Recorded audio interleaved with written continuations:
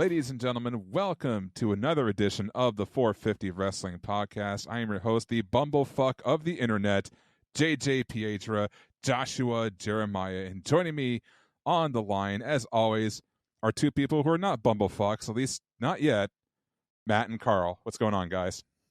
Not too much this week. Nice, quiet week after spending the last couple of weeks doing a whole heap of AEW news and whatnot. But yeah, be pretty quiet on the wrestling front, thank God. Yeah, same. I feel like we've become last week wrestling tonight because we're covering last week's news now.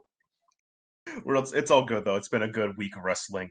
I just found out that Kojima has been able to fly England. You can fly from England to Japan. So he's now back in New Japan from England. Who's in England at the time? So yay, go to it, Kojima. You're the best. Nice. So basically, I opened up the show by calling myself a bumblefuck. So why am I a bumblefuck? Interesting story. So AEW posted a graphic on Twitter congratulating Dustin Rhodes on his career, and they did that by saying this day in AEW history, keyword history, which means September 13th, 2019, that Dustin Rhodes celebrated his 32nd year in the professional wrestling business. And all of a sudden, here comes a whole myriad of fans who forgot how time works, and they're like, that's a misprint. That's supposed to be 2019. This is wrong. They need to fix it. And like, no, they don't. Because if you notice, the graphic says AEW history. So it does indicate they're talking about the past. 2019 is in the past. And Dustin Rhodes did, in fact, celebrate his 32nd year on September 13th, 2019. So that means that September 13th, 2020 is his 33rd year. But they are talking about it on his anniversary when he actually got into AEW, which was in 2019, and that was the year he celebrated his 32nd. It's not incorrect. And then apparently when I used that logic against somebody on the internet, they called me a bumblefuck and then blocked me on Twitter.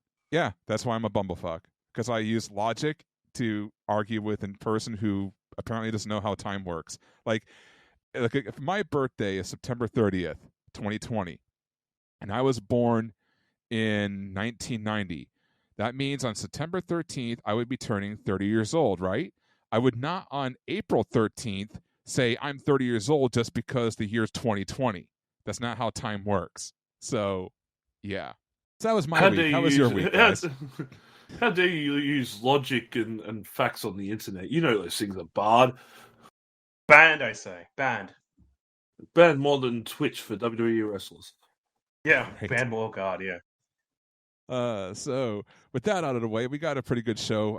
I know we've talked a lot of results and stuff over the past couple of weeks, but we want to bring that fandom back to professional wrestling. We want to talk about our experiences, and so we got a couple of topics for you later on. But before we get to those, we do want to kind of touch upon some of the things that happened because, you know, it's not going to be like a full breakdown of the shows and stuff, but a lot of the highlights that we enjoyed. And of course, we're going to start off with AEW Dynamite. Three big things that we really want to talk about. The first is obviously the debut of former WWE superstar Rusev, now going under his name Miro, aka The Best Man. So that was a complete and amazing surprise to see. So we kind of had a inkling of this was going to happen. But, you know, Miro kind of like played us a little bit because obviously he came out with COVID, so there's nothing they could do for safety reasons at that point. And then he kind of teased like retirement on his Twitch channel, and then he shows up on Dynamite as Kip Sabian's best man, but he's not a best man, he's the best man. And of course, right away, I facepalm because he goes for the anti-WWE promo, talking about 10 years living in a house with a glass ceiling and the imaginary brass ring, and you can take the brass ring and shove it up your ass. And like, we get it, dude. I mean, we get it. You were in WWE and you didn't like it, and you went to AEW. Now you're using that internet mentality. Gotta talk bad about Vince and the company. It just kind of came off a little, generic, because that seems to be the thing that everybody does when they leave the WWE. So didn't really care for that promo. But Karl, what did you think about Miro's debut? Did you enjoy the promo? Did you enjoy the surprise? Like, what were your thoughts on that? I liked the surprise. I wasn't expecting Miro to be the guy to come out and be Kip Sabian's best man, or the best man, as we must address it. The promo though, I could do without. Like you said, it's one of those things where it seems to be that thing everybody does. It's like, we're sick of the company, we're out, so what's the first thing we're going to do? We're going to bag the company. No, never burn your bridges, my friend, especially in professional wrestling, because you never know when you might need to cross that bridge once again. And they remember this stuff. There's been people who have ripped on WWE in other companies and then got put onto a blacklist and have never been able to get back into the company. So, cutting those type of, hey, I didn't go for the brass ring, rah, rah, rah, rah. Well, not really, but you did get pushed to the moon for quite a while. It's up to you to get that last little step to get up there and grab that brass ring, and you really didn't do it. So, otherwise, good on him if he's happy to come into AEW and put on some good matches like he did when he was doing his Rusev days. Cool, good for him, and hopefully Lana gets out of that contract so she can join him sooner rather than later. That'd be pretty cool. It wasn't a great. It was pretty generic. Like I feel bad for a lot of former talent that try to get pushed or didn't get it or got saddled with crappy gimmicks you can't work with. I mean, I feel like in WWE sometimes they hand you shit and you turn it gold, but not everyone can do that. And sometimes it's just whatever. But it wasn't a good promo. But I'm glad he's happy. I'm glad he's there. Miro Day, we're all dreams living. Yeah, I mean, I was actually kind of funny. I mean, you expected that chant to start up the whole Miro Day thing, and I'm actually I laughed when he acknowledged, like, yeah, that sounds pretty good, or it's got a ring to it, So, but whether or not he uses it, or if he can use it, like, I don't know. I mean, I know Rusev Day is probably locked up to hell and back because Vince is petty as hell, but. Is Miro Day locked up? I don't know. I mean, maybe that would be pretty messed up. They would do not only you got my gimmick name, you took my real name. I am Vince McMahon claims he owns everybody's real name and physical appearances, so why not? Even though it's illegal, but we had that discussion last week. So positives and negatives from AEW Dynamite this week. Honestly, I can't really say anything positive or negative. I thought it was just an okay show. Obviously, the Miro debut was the biggest highlight of the show, and they did kind of build up towards, more storylines like the whole Jon Moxley, Lance Archer thing. They kind of built that up a little bit. And oddly enough, they're not doing that at Full Gear. They're doing that on the anniversary show. And that's going to be on Dynamite in a couple of weeks. So, yeah, that's kind of a weird decision. I would have saved that for pay-per-view. But yeah, other than that, it was just, what you would expect. I mean, the Matt Hardy promo was, kind of like that little feel good thing, the big thumbs up. Hey, I'm okay. So good to hear from him. But outside of that, I mean, they had some good action, some good storylines. And, Tony Khan did say that he wanted to put more focus on story on the go home show, but it definitely felt like he did more story on this, day after pay-per-view type of deal. So, I'm kind of liking the balance a little bit more. I guess that's a positive. But outside of that, yeah, just average show Dynamite. But obviously not average in the ratings, which I know we'll talk about here in a second. But first, Karl, what's your positive negatives from this Wednesday's Dynamite? For me, it was some of the story bits were really well done. Like the Matt Hardy sort of saying, I'm okay, while his wife's standing there in the stands with the new baby going, no, you're not. Stop lying to the people, Matt. It's like they almost seems like they're starting a new story for Matt out of this accident that happened, which is good. Hey, take something and run with it. It's a great idea, and especially a good way to keep people around and make sure you do something with the what actually happened rather than just ignoring it straight out, which happens quite often in other places. Good to see that they're continuing Jericho and Orange Cassidy in at least some fashion, because those guys, this is going to be the thing that's going to push Orange Cassidy to the top of that roster, and I think Jericho has really sort of become attached to working with that young man and going, hey, I'm going to make you into a star, kid, which is good to see some of the old guys get back. But otherwise, I'm sorry, I felt this was like a really blasé show. Like, I don't know why I expected more from it. Being the after show of one of their big pay-per-views, I expected something sort of more grandiose, a bit more wrestling, a bit more sort of either tying up storylines or pushing new ones or something like that. And the only one that really sort of got pushed were Moxley and Archer main event and the debut of Miro. It was like, okay, cool. Okay, so what about like Britt Baker? What about the Young Bucks?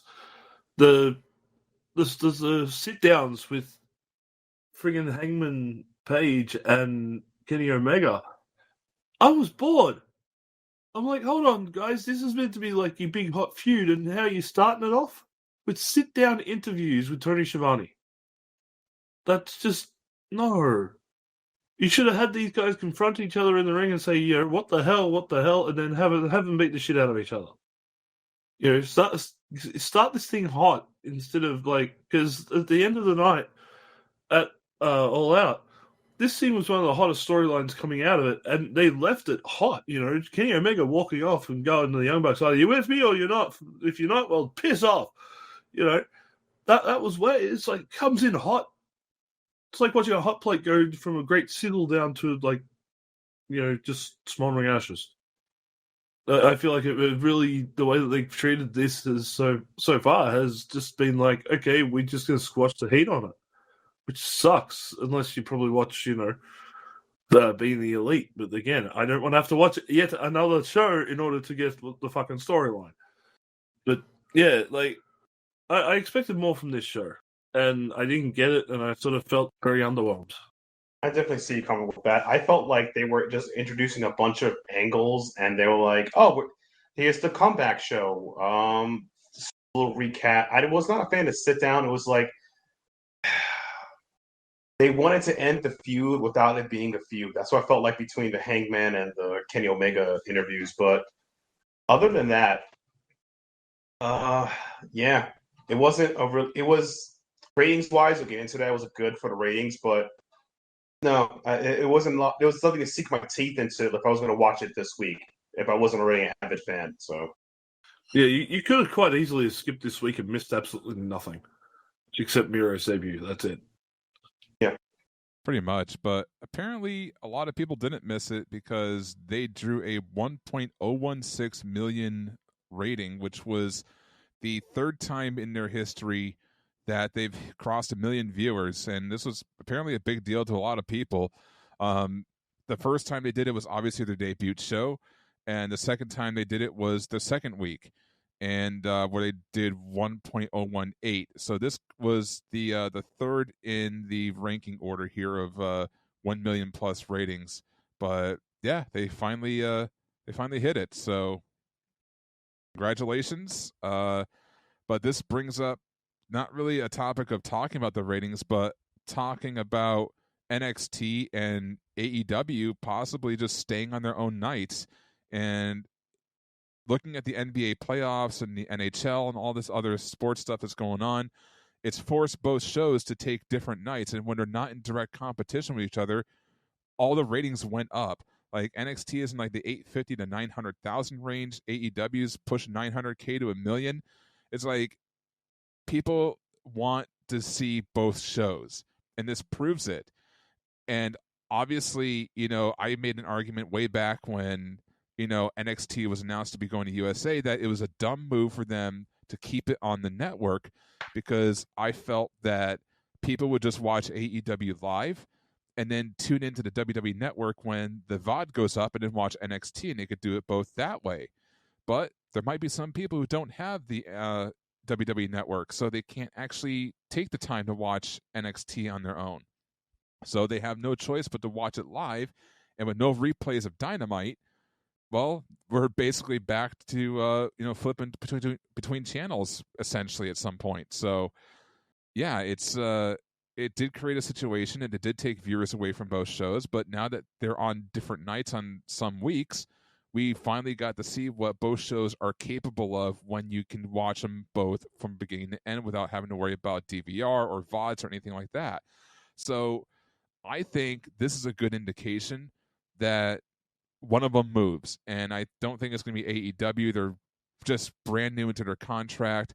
I think WWE has a lot more pull than Tony Khan does when it comes to slotting shows, because they have so much more experience in the industry with the flagship show Raw, and obviously with SmackDown.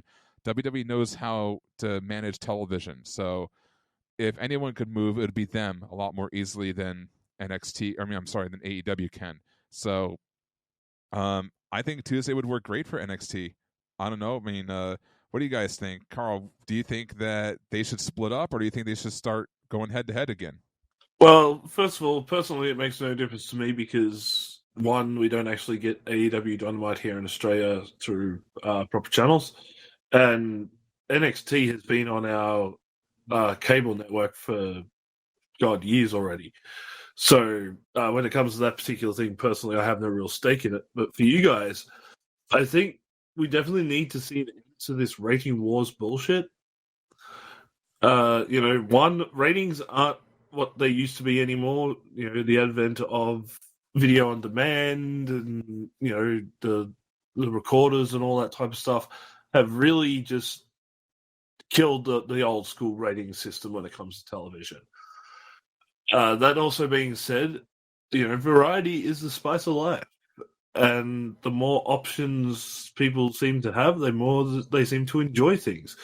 Take a look at things like watching Netflix and Hulu and all that. People are finally getting to pick and choose what they want, when they want, how they want. Maybe looking at putting the shows on separate nights would be better for the business as a whole. Yeah, getting on top of Karl said, this role is like during this Wednesday night war, it was interesting the first couple of weeks and months, but it became a pattern. Skies blue, AEW wins. Overall, people would watch AEW or NXT, and the only reason why, I think I've said in the past before, the only reason NXT is just to curb AEW's viewership. That's it. That's why they would counter program. For God's sake, they use Cody Rhodes' dead dad idea to beat them on their own free pay-per-view show. That's kind of sad. That's just it. It's all about, again, it's Vince's monopoly of the market that he loves so much, that he's had for so long. Now he finally has a company that could potentially be actual competition for the first time in 19 years. Yep. And despite what everybody else says, he's worried. Oh yeah, he's worried. He's worried that these guys might actually start taking momentum and actually get some hits off and start costing him viewers, start costing him his money and everything else. And that's why NXT is that on the same night as Dynamite, to make sure that viewers pull away from the competition, because that's the way he did it with WCW, and that's the way he did it with TNA. He has made sure that he is the main game in town. And yeah, I think personally it's just it's stupid thinking. Allow there to be a second company and just try and outdraw them on a different night, and you can still make your money and still make all your merch and everything else and all that type of stuff, and just let the other company just be. If anyone is meant to do the whole competition thing, it's meant to be AEW is meant to be coming after Vince, not Vince coming after AEW. Yeah, and it shows like the counter program from NXT a couple of weeks, whatever. It's like, and my take of it just bothers me a lot, because it's like, you're not even winning at this point. Why are you even trying? You're just getting stomped every week, by thousands and thousands of viewers.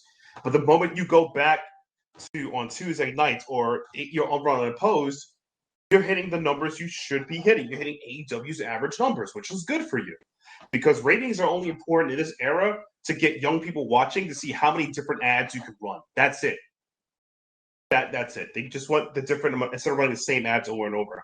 How many times am I gonna watch a stupid what's watch bro? What's the ad that keep coming up? Skittles and candy ads. While if I watch, AEW, I'll get ads based on like sex ed medicine, Taco Bell, and apparently I have to start eating Oatly milk or whatever that crap is, but I'm not drinking that garbage. But anyway, that's the money. Different viewership, but Vince is Vince.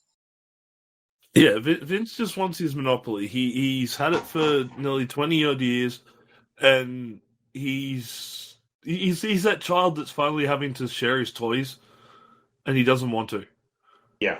And all it's doing is, one, it's creating a division in a entertainment medium that really doesn't need to be divided, and two, it's just stupid gamesmanship bullshit. Yeah. Like, it's not. We've gone beyond the whole. Oh my god! Did you see the fact that WCW put a 4.0 against a 3.9 on WWE Raw? That type of era is dead and buried now. Yeah, it's no longer about that. It's all about making sure you get the right guys on the right shows and watching put on the right thing. right. Yeah, we're more interested in seeing the characters that we like getting successful than the company itself being successful. And when Vince starts punching down at AEW, it's like watching McDonald's punching down on a mom and pop operation. Yeah. You've already got the huge market share. Why are you trying to destroy this tiny little business that's trying to start up and be something? Why? Because one day there could be competition for you. Well, you know what? Some of the best wrestling ever came from competition. Yes. And you can't get competition if you won't let a company grow. So Exactly. if AEW doesn't grow, then they will never actually be real competition for the WWE. Yeah, like the whole NWO thing in WCW forced WWE to go into the Attitude Era. If they didn't, WWE would be dead right now. That's how good the NWO was, and it forced Vince to put on better programming, and we got better matches, better storylines, and everything out of it. Well, I mean, most of the time. I mean, I don't know if Katie Vick was a good storyline, but you know what I'm saying. But it's like we have more choices now. It's gone are the days where you would watch one of two companies. Nowadays we can watch WWE, we can watch Impact, we can watch AEW, we can watch Ring of Honor, we can watch MLW, we can watch the local indie fed down the fucking street on Twitch or YouTube or something like that. We have access to New Japan, All Japan, NOLA, all the Japanese companies. We can watch stuff from the UK nowadays. But what's the difference between those type of companies and AEW that Vince is so scared of? Because it's an American company that might actually have a chance, and that's why he's scared. That's why he's counter programming. That's why he's trying to do everything he can to draw the viewers away from AEW by putting on shows on the same night as their main show. It's stupid. It's stupid and pathetic, to be honest. It is. It's beyond. It's like, please stop. You already got your $1 million+ deals. You already won, dude. You're set. You have your fans that would ride or die for you at this point, no matter how bad the programming is. Yeah, but will Vince ever learn? Probably not. I mean, if this was like Attitude Era Vince, he probably might, be a little more ruthless, a little more aggressive to steal one of his ideas in this. But at this point, I really think he's lost his touch. Like, he's throwing shit at the wall to see what sticks at this point. And he's throwing the same shit, not even new shit. Yeah. But speaking of WWE, we actually have a couple of things that came out this week that were kind of interesting. First off was a Smackdown mystery woman. And there's no mystery anymore because thanks to the internet being the internet, they dissected all the videos and pretty much discovered it's Carmella. It's like she's getting repackaged probably. I mean, that's just what they're guessing. Who knows? Maybe we're being swerved. I don't know, but it kind of looks like Carmella to us. So, yeah, pretty much. It looks like Carmella, but hey, again, it's good to see her. If she is the one that's coming back, good. for the love of God, do something to help increase the women's division in wrestling. And as much as we would make fun of her gimmick and everything else, and the fact that she really did need Enzo and Cass to get over when she began, now she's actually really come into her own, and we need more than just like Bayley and Sasha. Yeah. So, Matt, what's your guess? You think it's Carmella, or do you think we're being swerved? It's probably Carmella. I personally wish it would be someone they sign up or they brought from their roster. I don't think it's going to be Rhea Ripley. So it's like from NXT, nope. So it's probably Carmella. No offense to Rhea Ripley, but she doesn't have a supermodel bod like Carmella does. Nope. That was not Rhea Ripley. Nope. And I don't mean that like I'm going to pull JR here. I don't mean that in like a disparaging way or anything like that. And Rhea Ripley is, pretty hot for a buff chick. I will say that, but she's muscular. Carmella is not super muscular, so that was definitely not Rhea Ripley. No, Carmella is definitely slimline. I can tell you from personal experience. Well, there you go, from the man himself. And speaking of slim women, Alexa Bliss turning into Sister Abigail. So yeah, she basically hit Bray Wyatt's finisher on SmackDown, leading us to believe that, well, the voices and the fireflies have gotten in her head. And yes, she is turning into a sister that's supposedly dead. Rhyme sounded cool in my head, and I'm still rhyming. Haha. Anyway, so this whole thing with Sister Abigail, I don't know if we ever got confirmation that she was dead or not, but maybe she is, and she's like a spirit and like possessing people now. But apparently Alexa Bliss is turning into Bray Wyatt's supposedly dead sister. Neat. Odd direction, I would say, for Alexa Bliss to take, but I guess it's something for her, I guess. It's one we've been waiting for, to be honest. Like, a lot of people have had this theory about her being Sister Abigail for like almost a year now. And finally to see them sort of working with the idea. But I feel like I missed part of the story. Like, I don't know if it's because I didn't pay as close attention to SmackDown as I should have. But, like, last time I remember there was any interaction between Bray and the Fiend and Alexa Bliss was that she almost scared him off a little bit. And now all of a sudden she's acting like she's brainwashed and hitting Sister Abigail for no real reason. Like, I feel like I missed the point where he's meant to be getting into her head. I don't know if anybody else gets that feeling, but I feel like I missed part of the story. No, it's not you. They kind of speed rush this because they don't.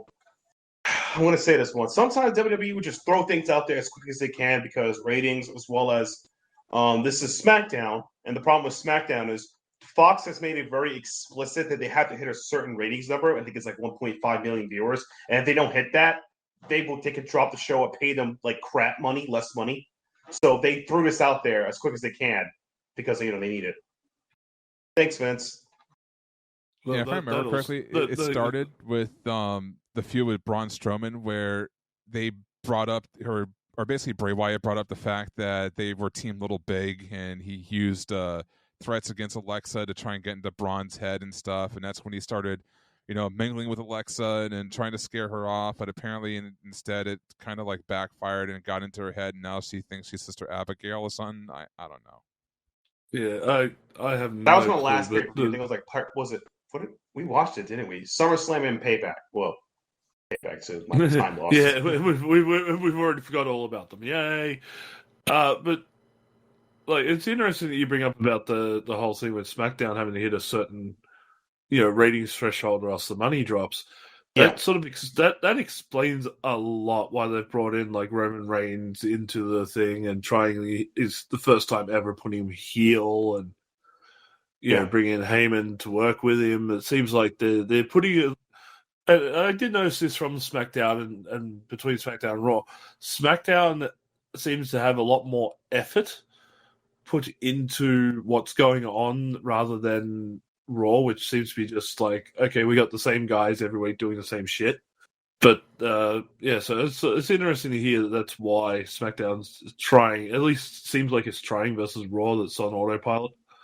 Good old Bruce Pritchard. No, it's because also that's one of the reasons, as well as USA has a good relationship with WWE's. You already know that, so they're not as much pressure. But Fox is like, we paid what $5 billion or $10 billion for 5 years, and you guys are like putting crap effort. I can just renege the contract and see you guys never. So they got to make it as the best show they can almost every week, which is interesting because watching them work is interesting. That's why we got what Drunk Jeff last a couple months ago. Yeah, pretty much. Yeah, and Sheamus looking like he came out of the 1950s. Oh, fella, I just saw the speakeasy pa. Have you seen the size of the guy's sideburns these days? What the hell? He's always had like goofy, like oversized crap, whether it's mohawk or beard or whatever. I don't know. Just Sheamus doesn't know how to keep proportions. But yeah, so the other thing we want to talk about for WWE is apparently next week on Raw, they're pulling the trigger for McIntyre versus Keith Lee, and I'm sorry, but this is free TV. Well, there's no way this is ending in anything other than a screw job. To clarify that as of recording, it's quote unquote next week, but we're actually recording on a Monday when Raw is actually going on. So it's actually this week on Raw that they're pulling the trigger on those two getting an actual match together already. But what the sort of the main reason why I put this into the discussion for this week is like the hot shotting of people into positions that they are clearly not ready for. Keith Lee hasn't even been on the main roster for a month, and he's already getting put into a program with Drew McIntyre and supposedly also Randy Orton, continuing that as Orton has a shot at McIntyre's WWE Championship at the pay-per-view in an ambulance match. But it's like, why are we wasting these opportunities so quickly? Whatever happened to making a guy from the ground up? Just because he had a name in NXT, cool, he had a name in NXT. Doesn't mean shit on the main roster. Come in and work your way up have that good hot debut feud with Orton. Cool. Then get him to sort of work his way up through the rankings. But no, we're going to hot shot him into an almost main event style feud straight away. Why? Because Vince likes his chubby ass for some reason. I think it's also the fact is if you look at how the WWE is, it's like, again, they're not good at, they're good at hot shotting. They don't know how to measure their talent's worth, and they have to do it because whatever ratings or whatever reason that Vince has that week or day. And it's just like, I like Keith Lee. He's one of my favorite. He's like one of my favorite guys from NXT. But it's like, should he be a title shot this quickly? Oh, no. That's too. Come on. Yeah, I mean, all your biggest stars, like the ones you want to talk about, legends, like Stone Cold Steve Austin. He started off as the ringmaster. The Rock, he was Rocky Maivia. Triple H, he was Hunter Hearst Helmsley coming out with Sable at his side. I mean, all these people had a long time and a long road ahead of them before they got to where they were. And of course, with Triple H, the whole Madison Square Garden farewell thing kind of blew up in his face, and he got punished for that. So it's like, even Shawn Michaels was part of the Rockers for the longest time before he broke off single and had success. And here we have people like Keith Lee coming in and just being hot-shotted to the moon because he's a guy that Vince just happens to like. And what happened to the last person that Vince just happened to like got shot to the moon? His name was Brock Lesnar. And it actually kind of worked because Brock Lesnar kind of had an aura about him. I mean, he could amateur wrestle, he could high fly when he wanted to, and sometimes miss and almost break his neck. There was that. But he had a complete tool set. And Keith Lee, in a sense, I don't want to say he's like Brock Lesnar, but in a sense he almost is because he can move for a big guy. He just doesn't have, I don't think, like a complete package like Brock Lesnar is. He's pretty close to it, though. So maybe Vince sees a little bit of Lesnar in Keith Lee and that natural ability, and maybe that's why he's pushing him. But this is not how you make new stars. After he basically admitted that the WWE needs to make and create new stars, you need to do it in a way where it gets people behind them first, and you just slowly build them up. But I feel that you can't do that anymore simply because of the way the WWE has evolved, or in some cases devolved, since the days where storylines lasted more than a month. Because with the age of information and the I want it now mentality of everyone out there, thanks to advancements in tech and all other good stuff, and also thanks in part to Vince Russo for creating Crash TV, WWE kind of pigeonholed themselves in this era where they realize that people's attention spans aren't what they used to be. And if they latch onto something, they're going to latch onto it for a hot minute, and they're going to let it go and latch onto something else. So maybe hot-shotting someone to grab their attention while they're focusing on them before they go to something else is the way to go in 2020. I don't know. I'm not a booker. I'm not a promoter. I don't pretend to be. So it's kind of a weird situation. It's like the old way is how we know it and how we think it should be, but it might not necessarily be the right way in the current modern era. Like, I don't know. Like, what do you guys think? Am I crazy, or do you think all this, advancement in Crash TV shit is to blame? Most definitely. I would say there's some blame to that, but at the same time, I call it as a case by case scenario. Like, for example, who was hot? Wait, who? Ricochet was super hot, jobbed him out to infinity. Sami Zayn jobbed out to infinity. You didn't put.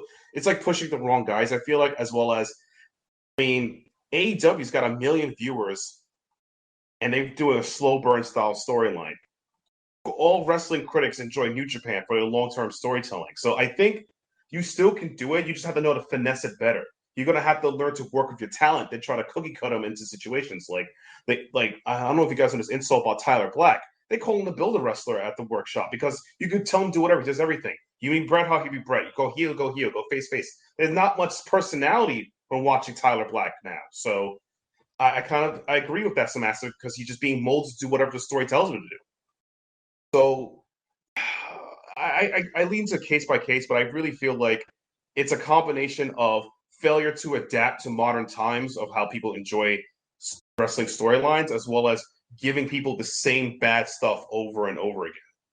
Like, how many times guys watch Roman Reigns go out? They be Roman Reigns. Like, it's Roman Reigns. We got a theme song, don't we? Brings the pain or something like that. This guy with the wettest hair, Roman Reigns. Yeah, but like with the booking style, I think a lot of the whole Crash TV style, we have to get stuff done now, need it now mentality does play a huge factor into why the stories and why character builds have gone the way they've gone. But there's something still to be said about the slow build. Take a look at some of the guys that you mentioned there, Josh. The Rock, Shawn Michaels, Steve Austin. How many of these guys would spend time with European Championship or the Intercontinental Championship or being in a tag team situation or something for months, if not years on end, polishing their craft, working with, being in a lower card division. And then when they finally stepped up to being to being into the higher levels, people were with them because they earned it. They were there on that drive. They were there watching these guys come up through the ranks. They watched these guys when they were nobodies. They got a connection to the character. Right. And also nowadays you don't have that. Right. You don't have that journey. You don't have that connection. Take a look at fucking Dominic Mysterio. He's there because his fucking dad's a legend. That's it. He debuted on SummerSlam, one of the biggest pay-per-views. Got a win. And they cheered the living shit out of him for it. And Vince was like, hey, don't worry, kid. People don't even who've been here many years and never been able to get that goddamn type of reaction. So you're going to be a superstar. Like, I have no connection to this kid. Why should I follow his fucking story? Because his dad. Because of his fucking dad. No, I have more connection. Like, I know, again, it's probably due to my personal connection, but I have more connection to Buddy Murphy because I watched him in his tag team days on NXT. Watched him work his ass off on NXT, trying to get there and being absolutely nothing. Watching him debut and work his way up to being the first, to being the Cruiserweight champion and then losing that, and moving. I got to watch this kid grow on television and build a connection. It's the same thing. Most people these days don't seem to realize that a big part of wrestling is being able to connect with characters and people from their beginnings and watch them become successful, instead of guy was successful on NXT, therefore he's going to be successful in main roster. No, that doesn't work. You should be putting these guys through the paces, using your mid-card title as that way to build their character, build the connection with the fans. Then you push them towards the main event and these big storylines. But no, we can't do it that way these days. Can't do it. It's not worth it. Also, got to have it now, so we can burn that candle at both ends. So what do they get to do with the rest of their career? Oh, now they're going to flounder in the mid card where it feels like a waste. Right. The Cesaro, Nakamura, Kevin Owens, great wrestlers that have come in hot, and they burnt out very quickly, and now they're floundering in mid card to lower card where they should not be. These guys should be on their way to the main event by now if they've gone through the old style system.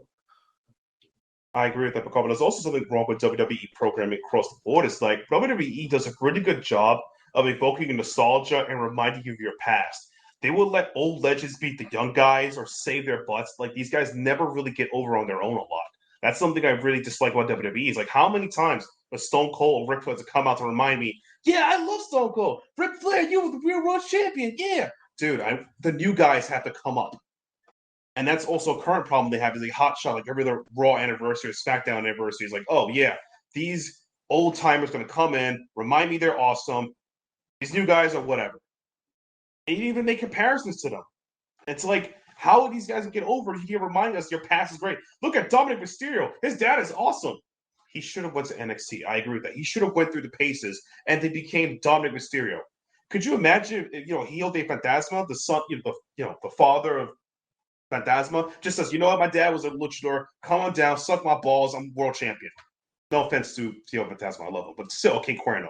Come on, this is bullshit. Work that ropes. I agree with you 100%, Karl. But as I heard that the WWE reminds you the past is better than the present all the time. Always do. Here's the problem, though.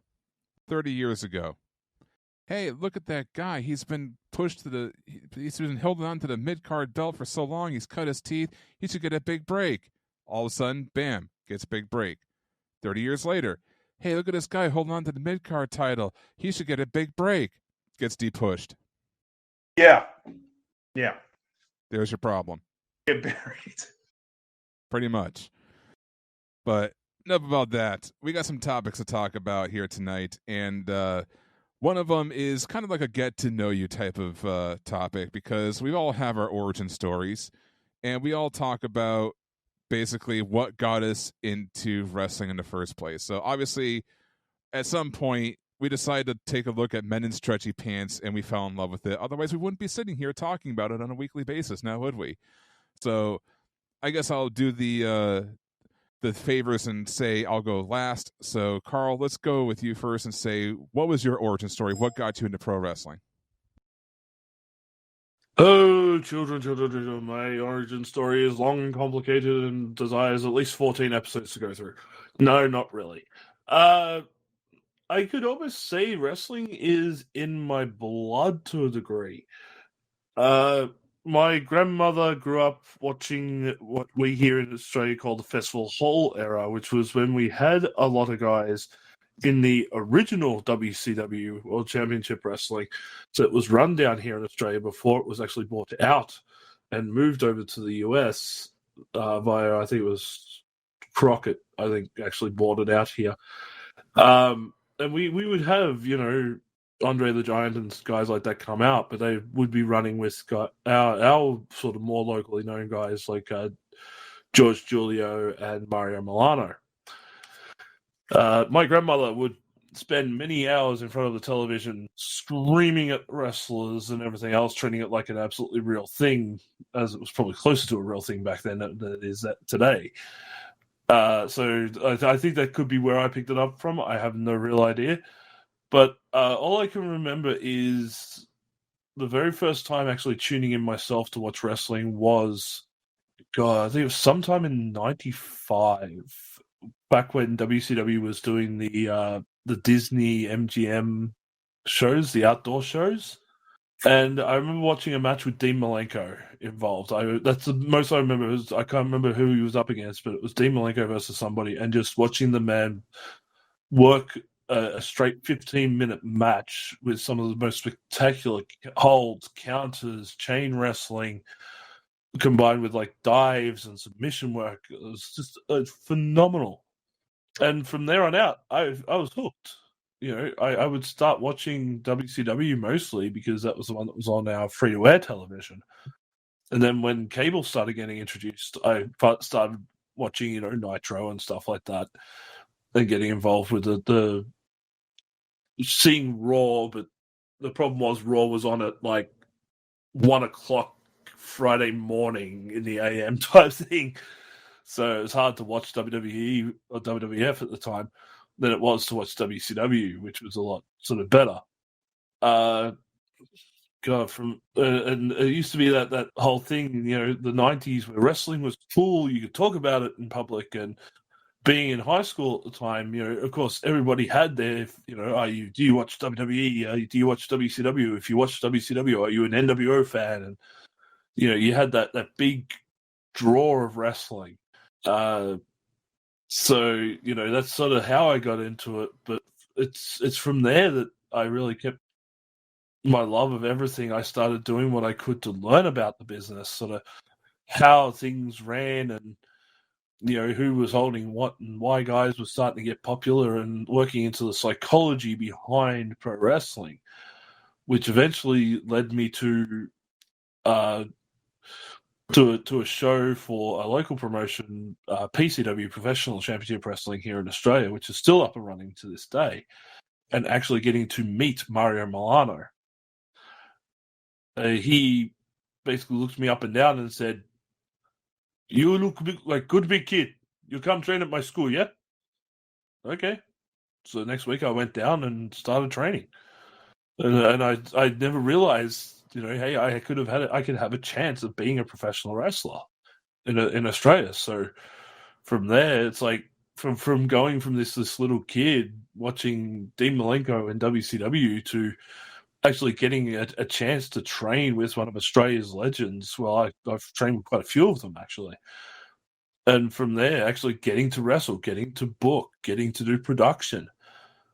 And from there, I've been able to, pick the minds of some of the greatest people in professional wrestling. I've sat down with Scott Steiner, surprisingly enough, and actually talked workout routines. I sat there with $1 Million Man Ted DiBiase to talk WrestleMania. I've met most of the ECW roster and actually have become decent friends with Rob Van Dam. So, yeah, it's just from just tuning in randomly one day and watching a show and just getting dragged into the professionalism and the sport aspect, to being in the ring and getting the hang with some of the biggest names in the business. Like, it's been an amazing ride for me to sit here and go through it all. And also, been doing wrestling podcasts for almost 10 years as well. So that's pretty much my story. Cool. My wrestling story is a lot more personal, so I'm gonna go to my younger years. So when I was younger, my parents worked really hard. They worked triple jobs. My dad worked in computers. My mom worked accounting and nursing and all that jazz. Being immigrants and whatnot. That's what I. So I had a family friend take care of me. I call his last name is Carmen. I call him Mr. James, and he got me into wrestling because I could stay over and watch over his house, and he loved the sport more than anything. He got me watching Dean Malenko in ECW. He told me not to tell his parents I was staying over to watch it with him. He got me to WCW, a lot of WWF stuff, and he was smarting me up to the business, telling me that throw looked fake. You see, he's taking it on his back, stuff like that. He's not working it. He has to pretend he's in pain. He was teaching because he knew about it. He really loved wrestling. And a couple of years ago, in the early 2000s, he passed away because he was a smoker. And I still watch wrestling to the day because of him, because sometimes I would talk and pretend he's there, because love wrestling so much. He taught me everything. He made me love Dean Malenko. He would sometimes buy tapes from random stores to watch occasionally weird Japanese wrestling. He knew William Regal was a star before he got here. He knew that William Regal wrestled Anthony Inoki, things like that. And that got me into wrestling. And I keep it on because, like, for his memory, because I love that guy, Mr. James. I can't even call him Mr. Carmen, even though I know his last name. So James Carmen. But yeah, I watched wrestling because of him, and he got me the love of it. And when I got older, I kind of quit wrestling for a bit because Ruthless Aggression wasn't my jam. But I recently got back into it, like around during the Bullet Club era, when Josh, who was in charge of our anime podcast, says, "Oh, hey, you want to watch wrestling? Watch Kenny Omega versus Okada. Watch AJ Styles versus Tanahashi." And I was like, "Oh, this is fucking awesome!" And got back into wrestling. I love again. So yeah, that was wrestling for me. Yeah, I opted to go last because my story is, well, very fucking boring. So it was middle school for me, and my friend Roger was always talking about wrestling. Some of his friends would always talk about it, and then I started watching. That's pretty much it. That's how I got into it. I started out watching. I didn't know what to watch, though. I didn't know what to watch, if it was WCW or WWF, but I just knew I tuned into something on the television that said professional wrestling, and I saw Hulk Hogan on it.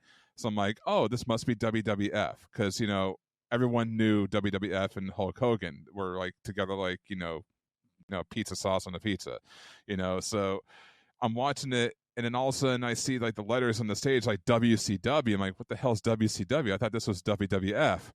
And of course, I'm aware without the internet that wrestling is staged, and I was one of those ignorant people who called it fake, before you truly learn it's more or less just a form of entertainment. But I'm like, yeah, all right, so this is not WWF. So I looked up on like the programming guide, and I saw like actual WWF, and I switched over in the middle of a Nitro to watch a Monday Night Raw, and I'm like, okay, so they do things a little bit differently over here. And I kind of started seeing the difference between the two programs, but I started gravitating back towards WCW because, I don't know, something about WCW kind of like captured my attention. And one of the things was actually Bill Goldberg. And Really? the way Wow. he was pushed, and all that stuff, I didn't, think about, back then, like, how green he was or how he was a rookie. I didn't know any of that. I just knew that he was this big muscular guy that was, beating everybody, and became U.S. champion when he beat Raven, and then he had the match with Hogan, and it was like a mystical thing. But at the same time, I wasn't aware of how booking worked or anything like that. All I knew is it was just staged. So I'm like, oh, this guy's just being made to win all the time. But it was cool when he did it. So that was really hooked. I got really hooked on that. And when the internet started coming around, yes, I'm dating myself because, back then we had dial-up. And I started like looking at sites like tpww.net and Raja WWF and like all those older, news sites. And then I start seeing, all the stuff going on, and they're talking about the business. And honestly, like when you're new to wrestling and you see that kind of stuff, sometimes you just feel like you get scared away. Not me. I found all that stuff as much, or if not more, interesting than watching wrestling itself, because I was starting to learn about the backstage part of the business and about contracts and people jumping ship. Like the first person I learned about jumping ship was Chris Jericho from WCW to WWF, and when he made his debut, I was like, "Ooh, I knew that was going to happen because I read that on the internet," But it didn't make it less exciting for me at the time. I thought it was actually just something that was really cool. So yeah, I kind of had the opposite effect. Like pulling back the curtain and unveiling the magic made me fall in love with wrestling even more than just watching it. And that's when I started to appreciate it instead of just saying, "Oh, it's fake." That I had started, noticing that it was an art form. Like it was basically watching a live version of your favorite action movie. Like you don't go to a movie theater and see like Arnold Schwarzenegger blow up, a building and dive out of it with the fire and stuff going behind him and go, oh man, that shit's fake. You don't do that at a movie. You're entertained by it. And that's what I learned how to accept wrestling. And when I did and saw it as an art form, I just started enjoying it even more, to the point where it's become just a staple in my life. So yeah, like I said, it wasn't an emotional story or a cool story like Karl's, but that was my origin story. My friend basically talked about it, and I did it. So we should be thinking Roger. Peer pressure's a motherfucker. Peer pressure. Yeah, it pretty much is. Even though there wasn't really much peer pressure, I was just like, they never even pressured me to watch wrestling. They just talked about it, and I'm like, well, maybe I'll check out and see what they're talking about. That's pretty much how it started for me. I know, as blasé and as boring as that sounds. I wish I had something cool, like I know, like a wrestling truck drove by and fucking went off the side of an overpass and blew up, and the ring and shit went everywhere. And I'm like, oh, I wonder if they show that same stuff on TV. Then I see pyrotechnics, like, yeah, they do. Or some weird stuff like that. But no, just basically hearsay and checking it out. That's all my story was. Hey, look, we all come from different experiences, different sort of ways of how we got into wrestling. But the thing is, we're all wrestling fans at the end of the day, no matter our experience level, our knowledge level. We just love this stuff, and that's why we like doing this podcast and recording it and getting it out to the masses. Yep, absolutely. So with that, I think we're going to wrap up this edition of the 450 podcast. Obviously, we want to kind of work some more topics into these shows and get a little more discussion, because it's kind of fun to talk more than just results. So maybe we'll talk about like our favorite wrestling event or a match or something like that in the future, or maybe like the current crowd situation, or hell, why I'm a bumblefuck, why I actually, use logic when talking to people and how that works, stuff like that. But before we get on out of here, as always, guys, any final thoughts? Final thoughts. I'm about as empty as the WWE Raw event.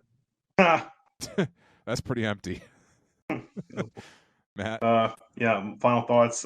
Thank you again to the Cameron family. Yeah, you guys been good to me. I haven't spoken to you guys in years because life, but if you're hearing this, Ebony, you're still a good family, so see ya. And my final thought is, as we were doing the podcast, I was scrolling through Twitter, and this is why I love indie wrestling. I saw that Alex Shelley was booked against Ben Carter at a show called Turbo Graps 16. Yeah, that's my final thoughts. So with that being said, thank you all for listening once again to another edition of the 450 Wrestling Podcast. We'll be back here again next week with more wrestling nerd out stuff. So until then, for Matt, for Karl, I am the bumblefuck of the internet, JJ Pietro, saying Godspeed to all you out there in Radio Land. Peace. Peace. Peace. Peace. Peace. Peace. Peace.